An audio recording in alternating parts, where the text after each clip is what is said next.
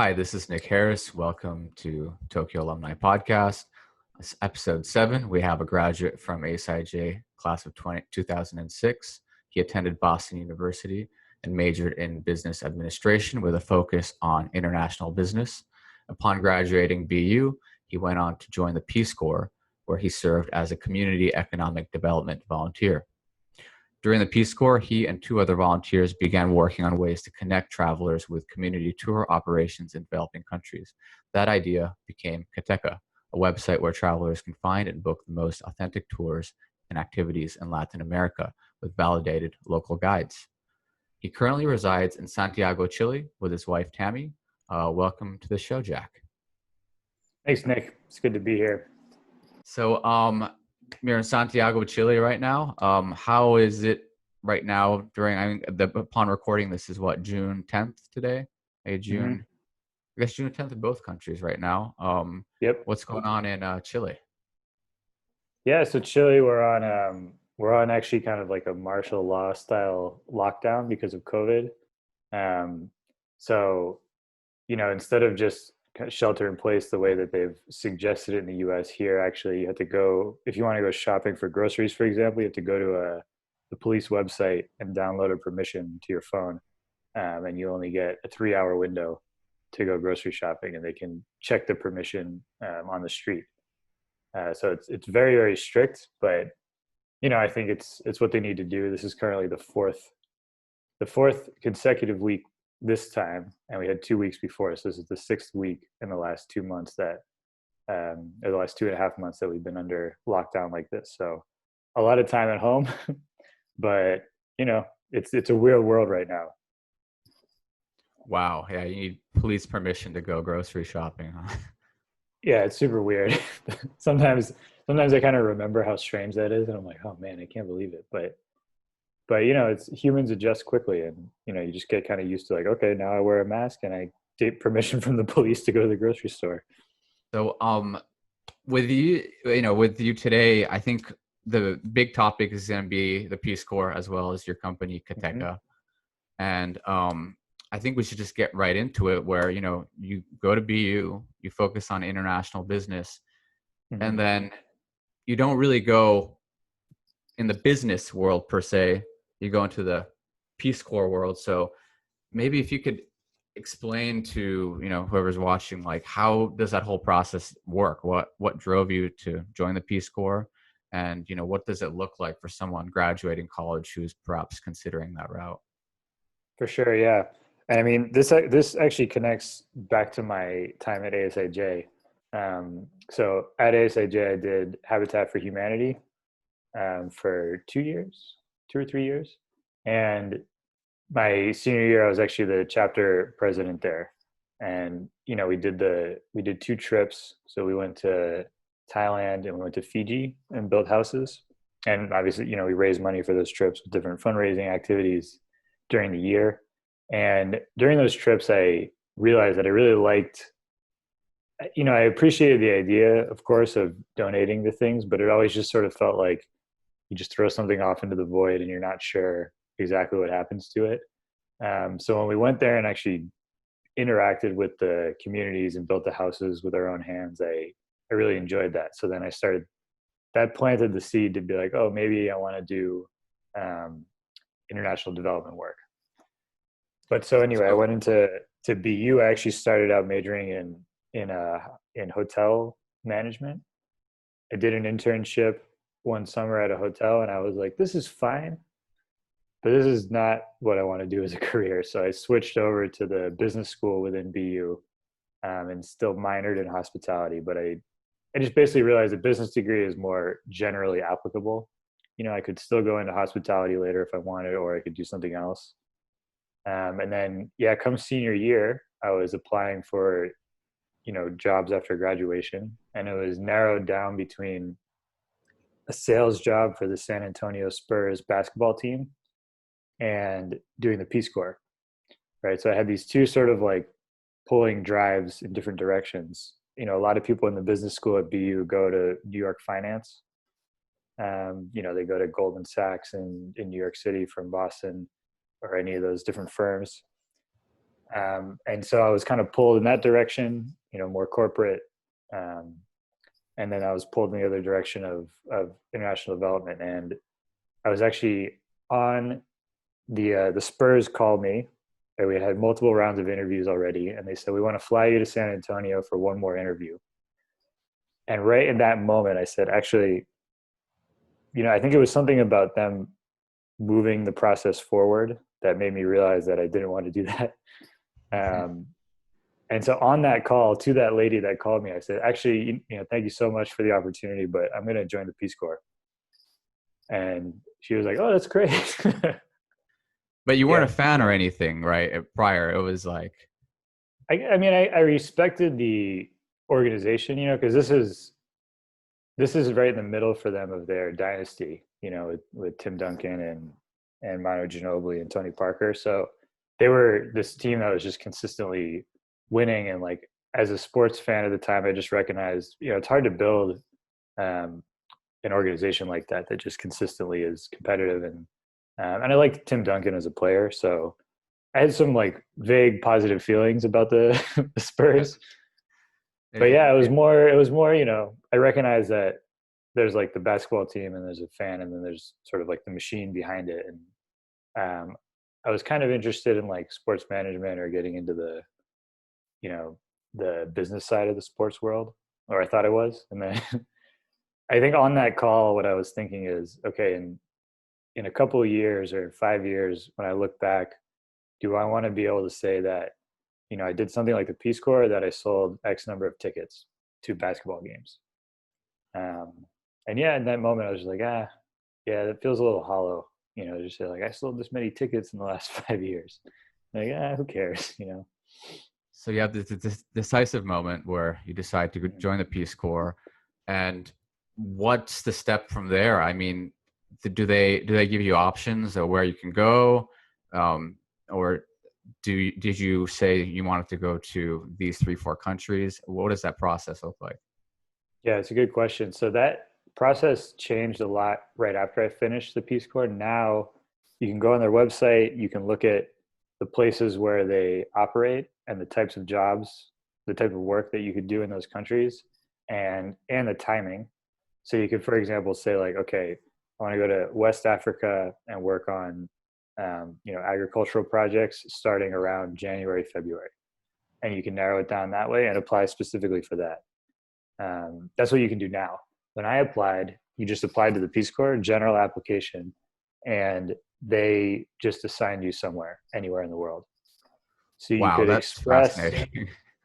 yeah, so you could express a regional preference, and I did express a preference for Latin America. I had kind of an interest in the region, and I studied Spanish at ASIJ as well, Spanish and Japanese. And so I was like, okay, well, it'd be cool to learn a new language. I'm interested in learning Spanish. I'm interested in getting to know this region. So actually during the interview, I did the interview in person in Boston. And at the end of the interview, the lady who was interviewing me said, if you want, we know there's a program in West Africa. And this is kind of funny. She's like, with your Spanish background, which is like a couple of years of Spanish, she's like, then you could go to one of the programs where they speak French. I was like, it doesn't make any sense. That's a different language. But they really wanted people to go to West Africa, and they had trouble motivating people to go there. So she was trying to push me in that direction. I said, well, I appreciate that, but I do want to go to Latin America. I'll wait and see if you can place me anywhere there. And about a month later, they got back to me and said, okay, we have a position open in Panama. And I honestly, I'd heard of Panama, but I didn't know anything about it besides the Panama Canal. So, I got the assignment. I was like, all right, Wikipedia page. Let me see what this country's about. What was there any trepidation on your part? Like once that, decision was made, I mean, Panama, you said all you knew was a Panama Canal, which is maybe more than what I already know. And it's, when you're going to a land so far away, I mean, was there at any point where you're thinking, well, maybe I should stay in the States? Not really. I mean, I think so. I, like many many of the kids at ASIJ, you know, I grew up moving around a lot. My parents were diplomats. We would move every 3 or 4 years since I was 7 years old. So in my mind, to me, it was like the next post. You know, I had just done 4 years in Boston. 4 years before that were in Tokyo. So this was just a 2-year post in Panama. And obviously it was going to be more extreme, right? Instead of living, you know, in a nice part of a big city, it was going to be living in a super rural area. But yeah, I don't know. I was interested in that challenge. So I guess the trepidation came around a little bit of the uncertainty because at the time they were very vague. The Peace Corps had this mentality of like, we want to foster this culture of people being so flexible and willing to do anything that like they can deal with us being really uncertain. They've kind of changed that now. I think they realized that they were deterring a lot of really qualified people by taking that mindset. Yeah. But yeah, at the time, so it was like, you really didn't know almost anything about what you were going to do until partway through training, which is when you're already in country. So yeah, some of the trepidation was just like, I don't exactly understand where I'm going to live or what I'm going to do, but I'm going to show up and be flexible and figure it out. So you get there, your position was community economic development. And what are the people like who are part of the Peace Corps? Were they all were most of them college graduates from the East Coast, or was it a mix of people who maybe some didn't graduate from college, maybe some older people? What was the Yeah, cohort like? it's a good question. So, I mean, I think the sort of most common persona you're going to find in the Peace Corps, even now, from what I've heard, is recent college graduate woman who has sort of like a general liberal arts background. Is it you mentioned females or one woman particularly? Is that because generally speaking, men go more into the STEM fields and women go more into the humanities, or? I don't know why it is, but I know the Peace Corps. My business partner now actually worked right after we finished the Peace Corps when we were still kind of getting the business going. He worked for the headquarters office, and he helped them redesign the application process, and he helped them sort of redesign it so that they would get more diversity. Because I know, like, for example, at the time, so this was have been like eight years ago, they were trying to get more men and particularly more men and more people of color. Yeah, I don't know if they knew why, but for some reason they just had a lot of like young white women, with generalist backgrounds, and they wanted more people that had technical experience. So you need to be a college graduate to do the Peace Corps, or they'll waive that requirement if you have a very strong technical background in something, like if you know farming, if you know like engineering without a college degree, right? Because there are different fields, right? So I can't remember them all off the top of my head, but vaguely they're sort of engineering, environmental protection, agriculture, teaching English, and working with small businesses.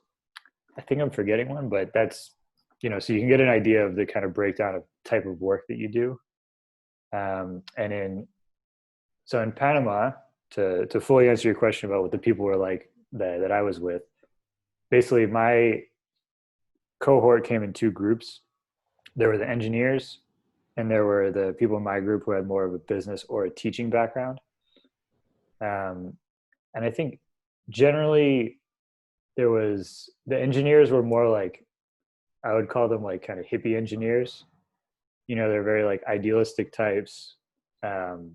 A lot of, very like kind of hippie-ish, like liberal values, but they had engineering backgrounds.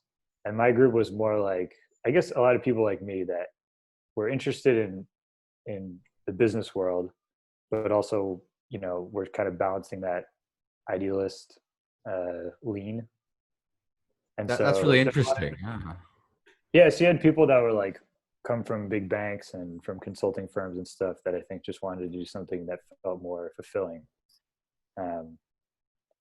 yeah, so I think it was a very interesting group. I was worried actually that I would go and like everybody would be granola crunching and like meditating all the time. And I was like, I have no problem with that, but that's not my approach to this, And I was happy to see that there were a lot of very, um, I don't know, very grounded people that recognize that like development work is hard.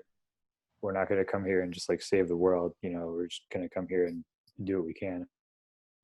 That's really fascinating. That you're saying that there were, in regards to the political spectrum, fairly conservative people as well as fairly liberal. But would you say overall the shift would be mostly liberal people? Because that's sort of at least my Oh, definitely. perception.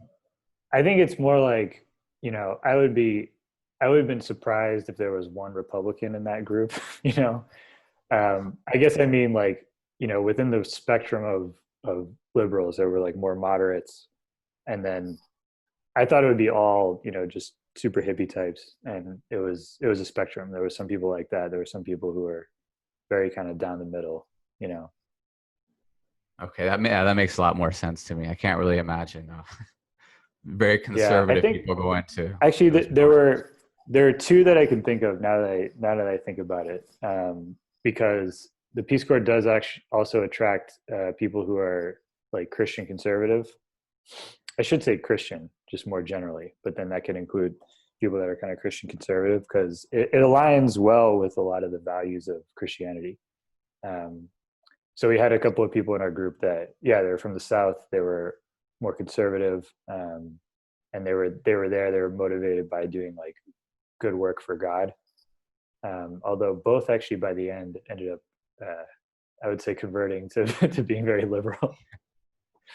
And so did you get pretty close with your colleagues? Because I mean, it seems like everyone's kind of similar age group, similar demographics. Said although there's sort of a range between moderate liberals to very liberal, relatively similar ideology. Um, do people? My impression is people must create pretty long-lasting friendships who work together on Yeah, this project. yeah. I mean, it's you're in an intense situation and you're with. So the full Peace Corps commitment is 27 months, and so 24 months, 2 years are in the community, um, and then 3 months are in training. So it depends which country you go to, how the training works. In the case of Panama, you go to the country and live in a town, like a suburban town just outside of Panama City, and you live with a host family. So you live with a host family, and then you go to trainings during the day in this town. So they would have like people's houses, or like they had like the local gym they would use the space to do training. So during the day, you would see all the other volunteers from your cohort. Yeah, at least 5 days a week, and then usually weekends we would have additional type kind of training activities or field work or something.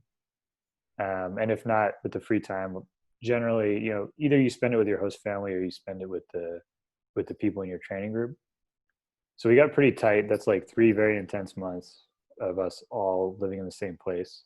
Um, so those your training group are people that you get tight with, and then when you get assigned, so you get assigned to where you're going to live in the country during training, and then when you get there, you're in a region where you're kind of grouped into regions, and then so you'll have like um, when you want to meet up with somebody, let's say, to take a break, you'd meet in the closest city with people from your region just because they're closer. So some of the people from training that I got close with, for example, they ended up like 9 hours away. So I just didn't see them very much after training.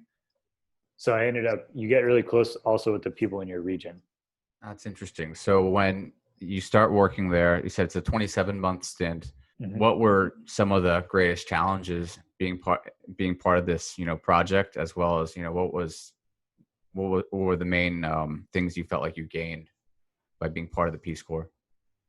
Yeah, so it's kind of funny when you finish the Peace Corps and when people ask about the experience, a lot of people focus on the kind of the physical challenges, which is, so not everybody lives in a situation like this, but I lived in a very rural community. There was no electricity.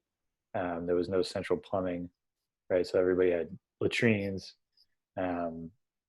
different types of ways to light your house. I had a kerosene lamp, ended up getting a solar lamp.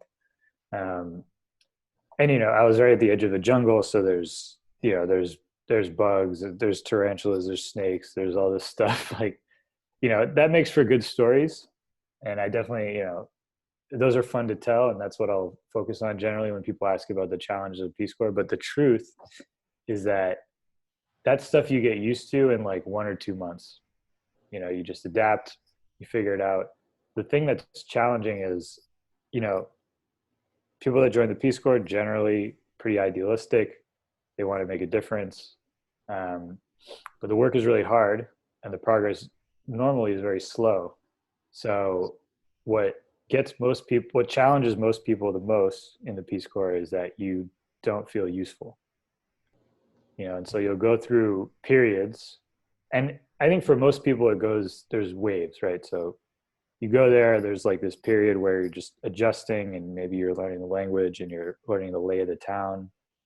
So the first few months is fine. And then there's this period kind of like between the first and second year where you just feel like you're not getting any traction in your work, and you're like, oh, what am I really doing here? And that I think is the most challenging for people.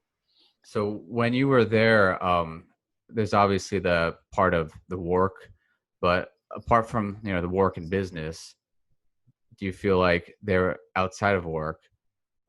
Did you grow as a person? Like, what was it like locally? You mentioned you took Spanish classes in high school, which we all know it does not mean you spoke much Spanish usually when people say they took classes in high school. So, right. So what was that part, the whole non-business part of the Peace Corps? Yeah. So, I mean, there's for most people that do the Peace Corps, there's a lot of free time, because you're generally in like a rural area where pace of life is a lot slower.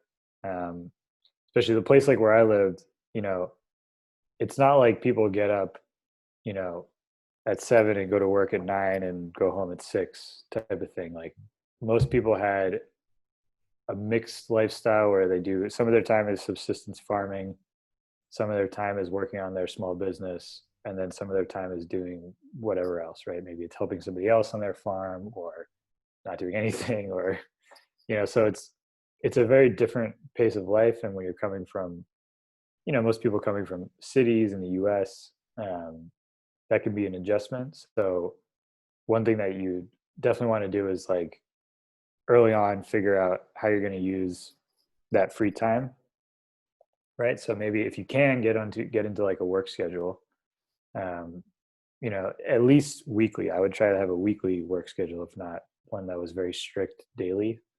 And that's different for some people. Some people work, for example, in like the municipal office, and it is 9 to 5. So yeah, I mean, it depends what you're doing, but you can, there's a lot of options. The idea of not having the internet for that length is just, wow. It's, I mean, when you look back, I know it's a while ago now, but do you feel like your mental state was different because of that disconnection? So I can say for sure that I've never slept better, because, when you don't, when you've limited access to being able to light your house, so no electricity, it gets in Panama, it's really close to the equator. So it's just basically 7 to 7 every day of the year is the daylight time. So if it gets dark at like 7:38, by 10, you're like, well, I'm going to sleep. Like, there's nothing to like keep me awake, really. So yeah, it was 2 years where I slept with no alarm and just slept from like 10 to 7, just naturally, like, down with the sun, up with the sun. And yeah, it was great. I mean, I look back and I was like, and I was sleeping, it was funny, I was sleeping on like a board, basically, with a thin mattress, like kind of a mat. So you'd think like, oh, it's, it's uncomfortable conditions, whatever. But yeah, I mean, it was there was none of those distractions, especially at night. And so I slept great. Yeah, the disconnect, I don't know. That's a good question. I mean, these days, it's funny how like we have to try so hard to disconnect these days. Oh yeah. You know, like It's people do almost these impossible. retreats in California of like they make you put your phone away and stuff like that, digital detox or whatever. So yeah, I didn't think about it too much at the time because the iPhone had just been released as I was leaving for the Peace Corps. So I knew Mm. one person had a smartphone that I knew. So it wasn't that wasn't as much of a thing at the time. You know, like we would use our phones, if you remember, just for basically texting and calling.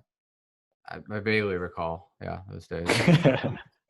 So during your time at the Peace Corps, you and two other volunteers started this idea, Keteka. So can you tell me a bit about how this idea came to fruition and then how that eventually transformed into what you currently do today? For sure. So I was talking about the other work that I did in the Peace Corps, but without getting too much into it, the main thing that I ended up focusing on was some people in the town approached me and said, "Hey, we think that there's some potential for tourism in this town, and we'd like to get involved with that." So I live with an indigenous group called the Nobe, and so they have this, you know, ancient pre-Columbian history and culture and traditions and stuff, which is very cool. And they had seen other parts of the country where groups have been able to use that to do like cultural type of tourism.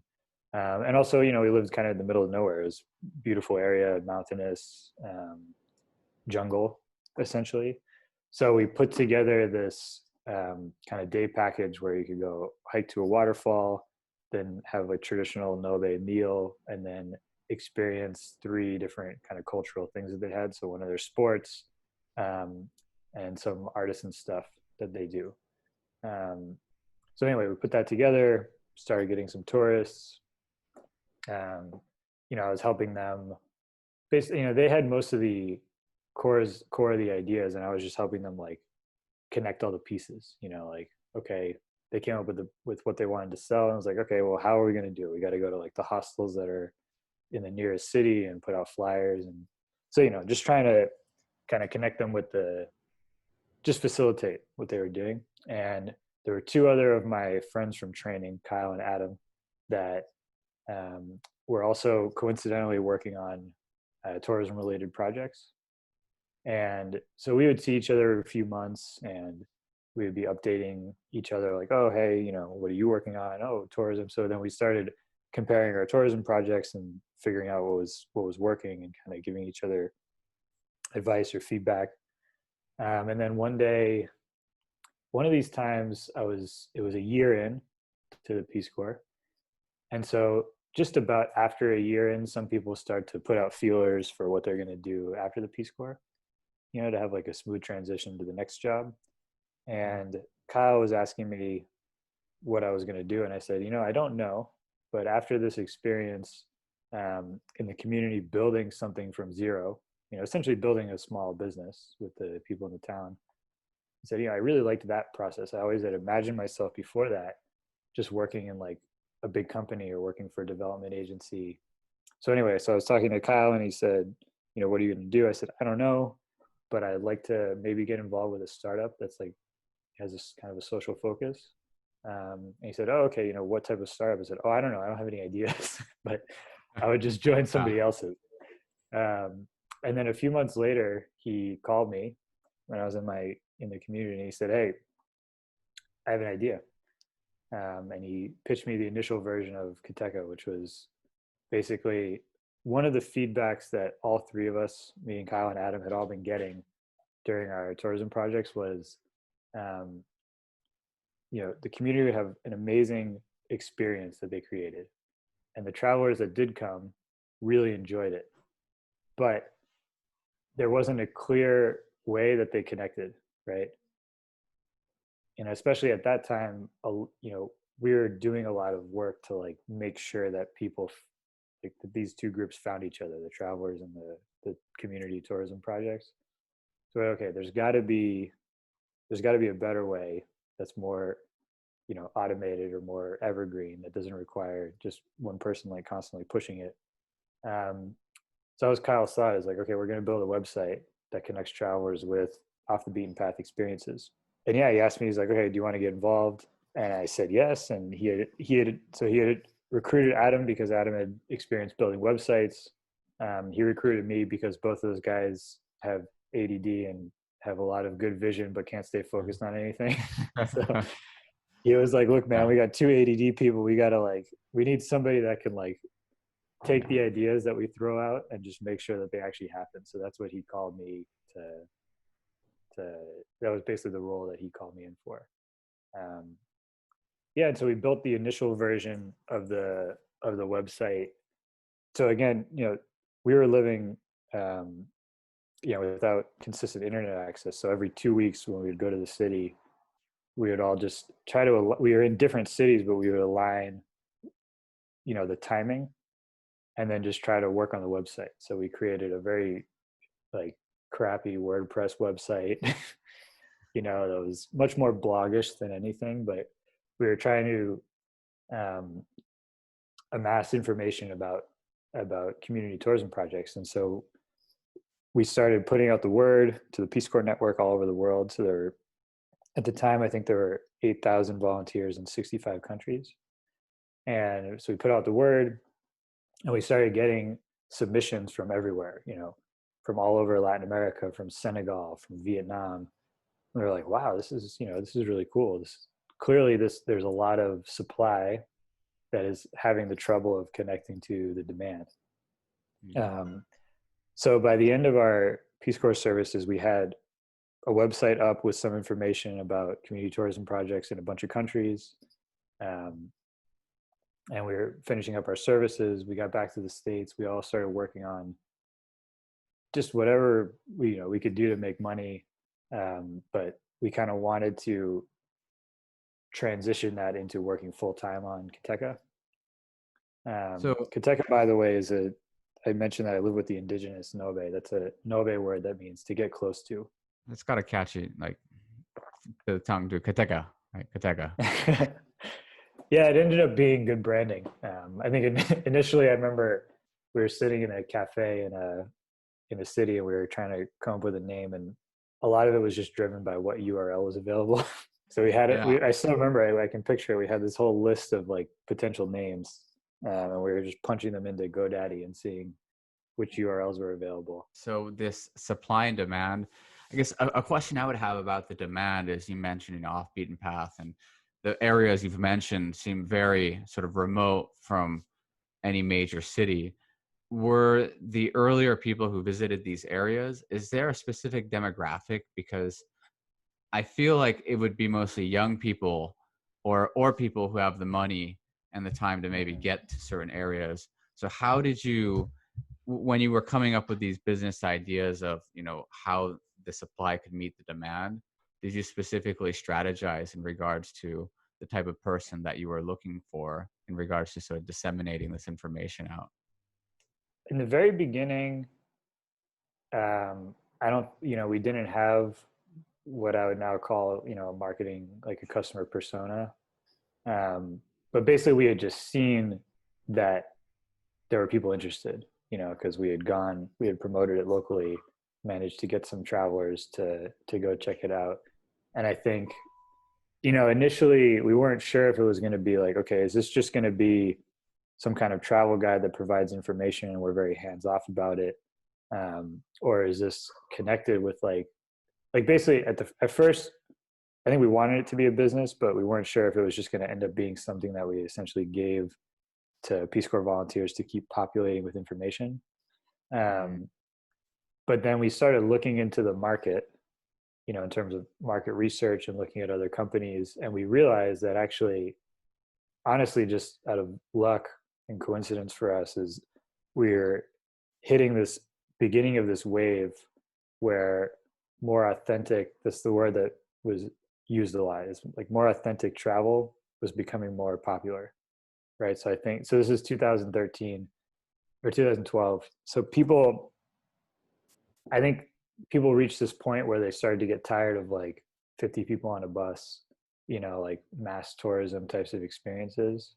And I think, because of the internet, finally these kind of experiences that were very difficult to find off the beaten path had some ability to be accessible, and even like that has changed a lot since we started the company. You know, when we first started, it was like we were getting people's phone, like, you know, local guys were getting their phone numbers. We were getting, you know, and that was like the only way to do it. And now like every tourism operation that we work with, no matter how small, has WhatsApp, you know. So that's been a Yeah. big change. You know, a lot of them have email right on their phones. So I think that was a huge change that happened to be transitioning when we were starting. And we looked at why previous companies that had tried this had failed, and we realized like, oh, okay, you know, it was just that much too inaccessible for people, you know, to have to like go to the country and in the local language call some guide and hope that he picks up and arrange everything. Like it was too many barriers, and we just kind of hit a point where those barriers were starting to go away because of better data access, you know, like phone data access.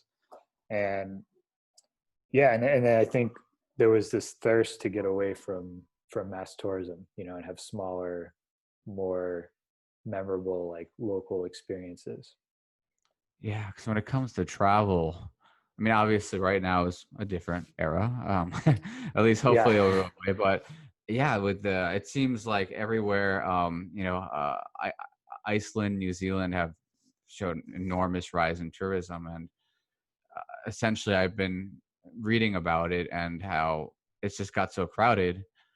Um, Hmm. Almost like it's a different experience than what people posted 10 years ago and 5 years ago. So like going Yeah. along those lines, I'm wondering from your experience in the last, 8 years or so, are there any areas that you have seen that just has shown massive explosion in regards to tourism that was maybe much less 8 years ago?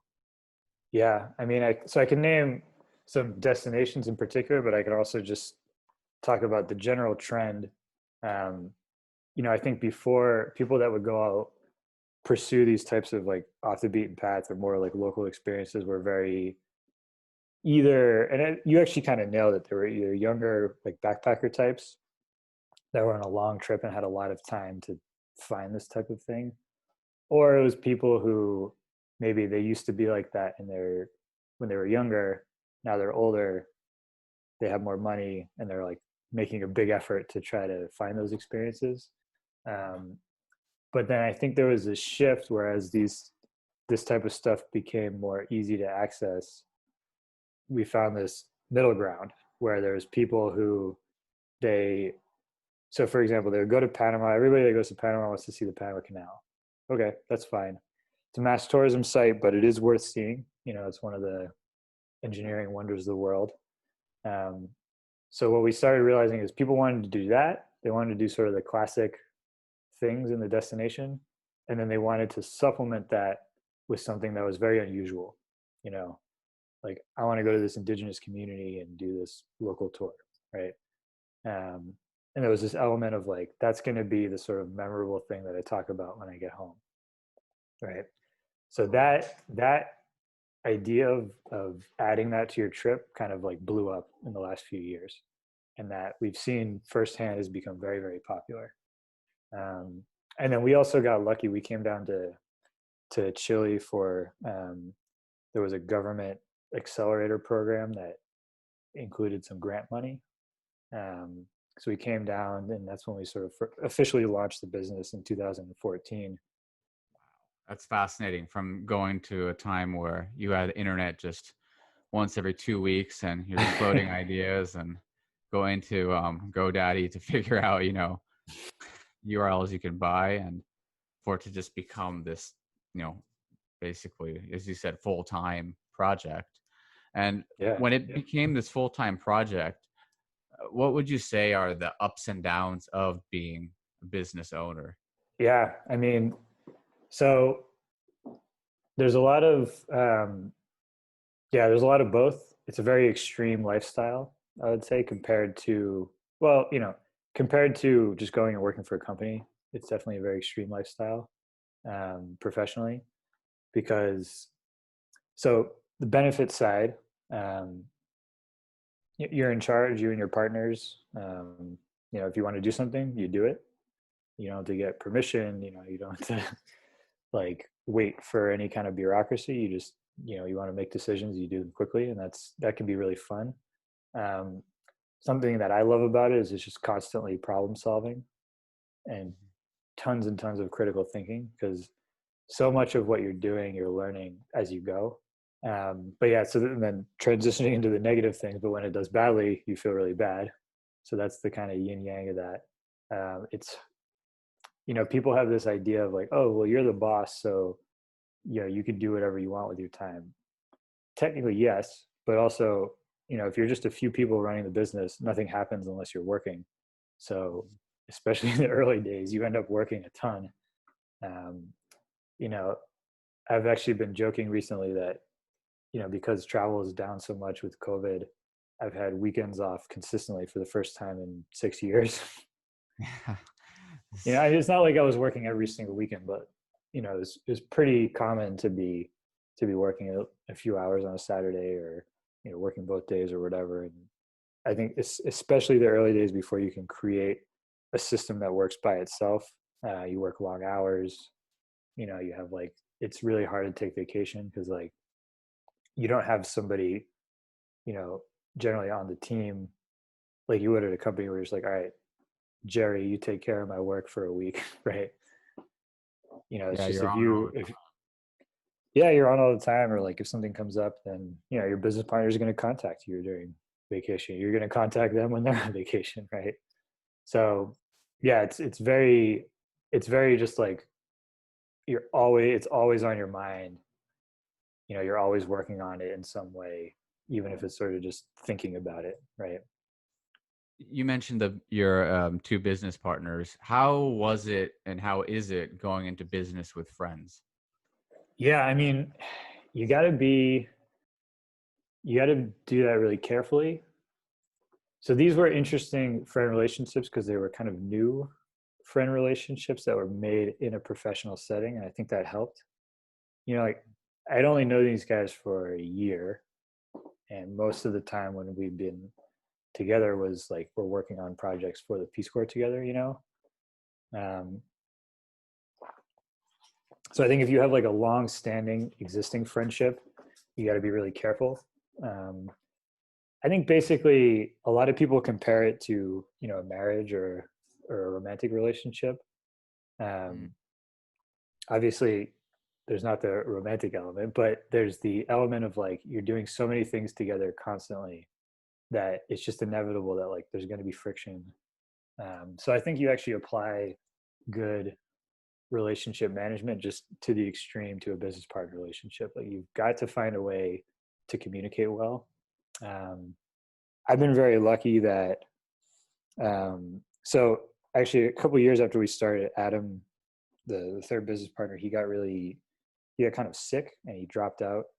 He's still involved a little bit in a consulting role, but it's basically when we went full time, it was just Kyle and I, and so we're still the two main business partners in this. And I feel like I hit the lottery. Kyle and I get along really well. We communicate really well. We've never had an issue.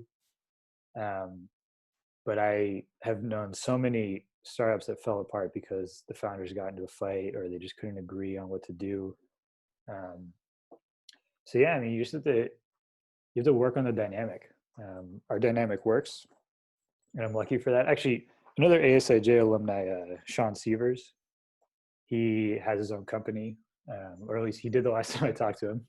He has his own company, and he told me a really good system that he has with his business partner, which is every Monday they have 1 hour where it's just safe space, and you can say whatever you want in terms of feedback, and the other person has to just listen and absorb it.